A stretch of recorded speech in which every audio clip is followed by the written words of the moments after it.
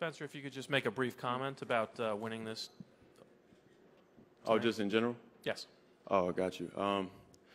You know, it's big for me to even be in All-Star Weekend, considering, you know, the road that's been in my career, very up and down. Obviously, being in the G League, both on assignment and as a G League player. You know, thank you to the Brooklyn Nets for giving me this opportunity to play and be here. And then, you know, it all really feels and seems full circle because I got to come home and do it in front of my family. We have any questions for Spencer?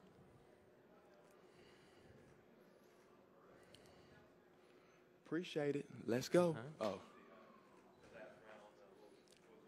Wait for the mic.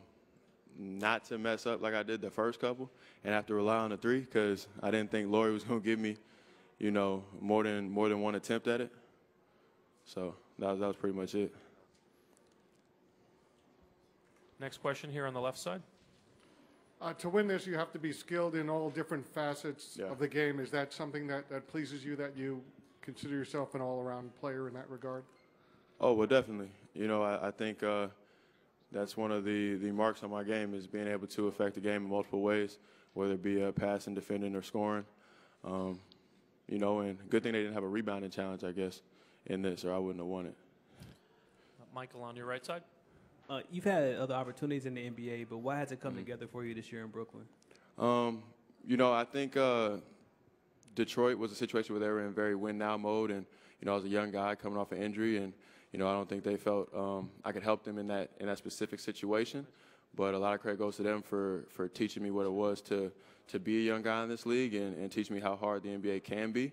I think for Chicago, it was just kind of another series of unfortunate events. They were in win-now mode. Obviously, I was an unproven guard on a non-guaranteed contract, and they felt Michael Carter-Williams gave them a better shot to win, which is understandable because they had, you know, D. Wade, who, you know, is on the, you know, edge of his career, and then Rondo, who's in the prime of his career, Jimmy as well. So they weren't thinking about, you know, 5 years from now. They were thinking about trying to win a championship that year. You know, in Brooklyn, once again, they gave me a chance to learn and grow. They believed in my abilities. I played last year a lot as a backup role, kind of going back and forth. And then, you know, once again, this situation, this opportunity doesn't come if Jeremy and D'Lo don't get hurt. You know, like I completely understand that.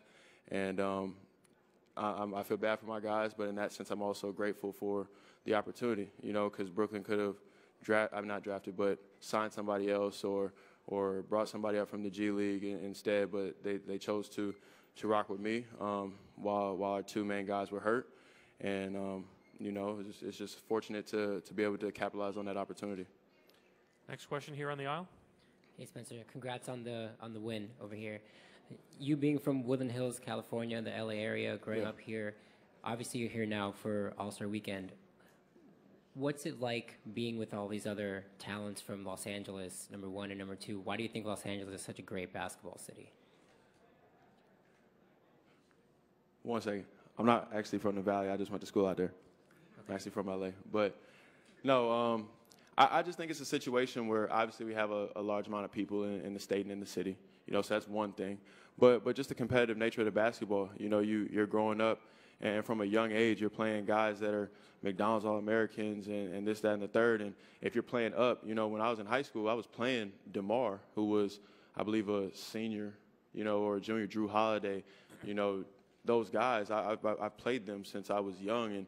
And granted, you know, having that age gap at that time, they were beating me, you know, like soundly, you know, but it helps you grow being able to play against those guys and not seeing them at this level and them being successful, but also having some of your own success. It creates a brotherhood and a bond that's like no other. Go ahead here. Hey, Spencer. You're probably, to a casual NBA fan, you're probably not the most familiar face. Yeah. Are you hoping that, you know, being on this national stage changes that, or do you like kind of being under the radar? Oh, man, I don't really too much care, man. Like, I know that's probably not the answer you want, but, you know, I try to win every single basketball game that I can when I step on the floor.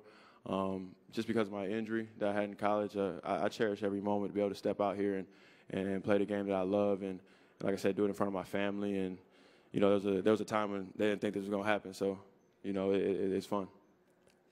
Hey, Spencer, did you? In the middle. Hi, Spencer. Did your teammate help you to practice and prepare this game? Yeah, you know, their votes of confidence and their advice, you know, they all helped. You know, I've been getting encouragement from them pretty much since I've been selected, since it was announced. So, you know, I appreciate my teammates and their support. Yeah. Who helped you most? I mean. Oh, I mean, I think Karras is one of the dudes that helps me a lot. Jeremy Lin as well. You know, Rondé, even though we kind of have a love-hate relationship, but that's my guy too.